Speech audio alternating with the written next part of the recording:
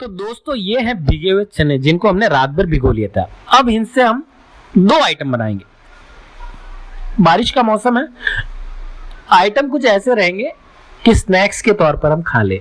तो सबसे पहले हमने चने और आलू को जो है एक साथ बॉईल कर लिया है। इसको बॉईल करके अब इसके दो आइटम बनेंगे। तो पहला जो आइटम रहेगा उसमें चना और आलू दोनों जाएगा और दूसरा आइटम जो रहेगा उसमें सिर्फ चना जाएगा। तो उसका नाम क्या होगा वो मैं आपको आगे बताऊंगा और बहुत ही यूनिक रेसिपी होगी। तो सबसे पहले ये जो चना और आलू जो है इसको हम पीस लेंगे मिक्सी में और अब कबाब में डालने के लिए हम मसाले जो है वो पहले तैयार कर लेते हैं। तो सबसे पहले हमने जो सींगदाने हैं पीनट्स उनको सेक के थोड़ा सा क्रंच दे दिया। फिर भुना हुआ जीरे का मसाला है, धनिया पाउडर है और ये कुछ हमने अदरक, धनिया और ग्रीन चिली चॉप करके रख ली है।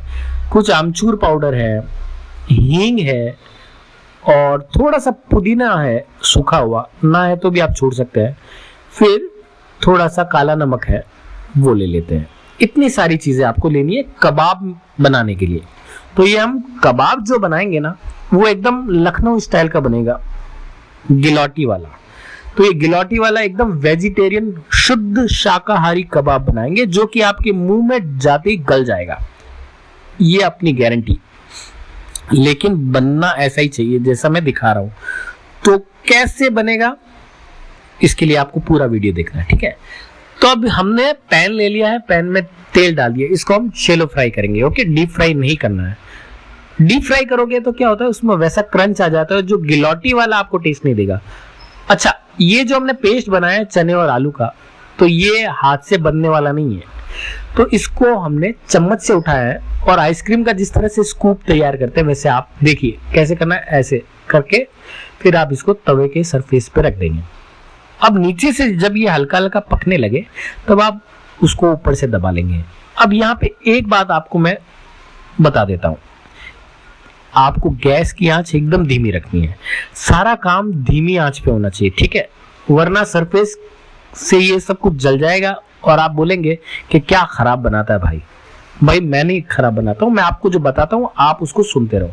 तो इस तरह से आप सारे बना लोगे तो लास्ट में ऐसा बन जाएगा। उसको आप रायते के साथ परोसो और थोड़ी सी सैलेड दे दो, ऊपर थोड़े से पुदीने के पत्ते से गार्निश कर दो। तो ये हो गए चने के गिलौटी कबाब, ठीक है।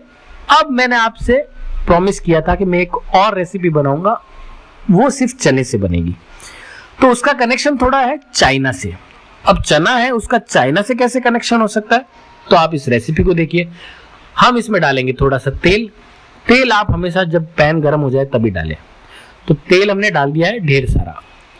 अगर आपको लगे ज्यादा तेल है तो एकदम जब ये गर्म हो जाए तो उसमें से तेल निकाल लो और सरफेस पे थोड़ा सा तेल बचने दो। अब हमने इसमें चॉप किए हुए लहसुन, चॉप की हुई अदरक और चॉप की हुई ग्रीन चिली, ये तीन चीज डालनी है, प्याज नहीं डालना है। ये तीन चीज डालनी है, चॉप की हुई अदरक, चॉप की हुई लहसुन और चॉप की हुई ग्रीन चिली, ठीक है। इनको ज्यादा नहीं चलाना है, अगर लहसुन अदरक ये जल गए तो टेस्ट खराब हो जाएगा। थोड़ा सा सौते किया है और इसमें आपने डाल दिए शिमला मिर्च। अब शिमला मिर्ची डालने के बाद आपने आंच को तेज कर लिया।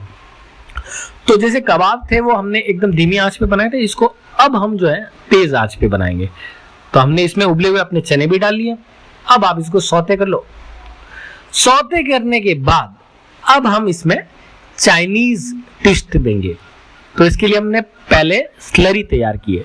स्लरी कैसे तैयार की है, जो कॉर्न स्टार्च होता है उसमें हल्का सा गुनगुना पानी डाला है और उसको दूध जैसी जब शक्ल आ जाए उसकी, तब हमने इसको स्लरी को उड़ेल दिया इसमें। तो इससे क्या होगा कि ये चना, शिमला मिर्ची ये सब एक साथ इकट्ठे हो जाएंगे और मतलब वो खाने लायक हो जाएंगे, अलग अलग नहीं रहेंगे। आप देखना लास्ट में कैसे रहते हैं। अब हम इसमें चाइनीज जो है सारे फ्लेवर दे रहे, तो हमने थोड़ा सोया सॉस डाला है, थोड़ी सी विनेगर डाली है और थोड़ा सा अजीनोमोटो डाला है। अजीनोमोटो ना हो तो आप स्किप कर सकते हैं, लेकिन अजीनोमोटो जब डाल दोगे तो ऑथेंटिक चाइनीज टेस्ट आएगा इसमें, ठीक है। ये हो गया भाई आपका चना इन चाइना तैयार। इस डिश का नाम है चना इन चाइना। आप अपने दोस्तों को जब पहली बार खिलाएंगे ना वो बोलेंगे कि यार क्या बना दिया यार, मतलब चने से इतनी अच्छी चीज। तो अगर आप भी कन्विंस हो, आपको भी लगता है, आप पहले तो बना के देखना। अगर आपको टेस्ट अच्छा लगे तो फिर दोबारा आना YouTube पर और मेरा चैनल सब्सक्राइब करना, इस रेसिपी को शेयर करना, कमेंट करना, लाइक करना, उससे पहले मत करना, ठीक है।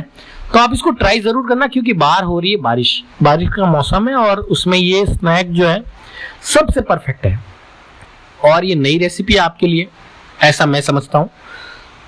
तो ये जब हो जाए तो आप प्लेट में इसको सर्व करें, प्लेट में डालें, ऊपर से कुछ तिल के दाने डाल दें ताकि थोड़ा देखने में अच्छा लगे। और हाँ, दामू की रसोई को सब्सक्राइब करें, प्यार करें, आपके प्यार और सब्सक्रिप्शन की बहुत ज़रूरत है। बाकी अलविदा।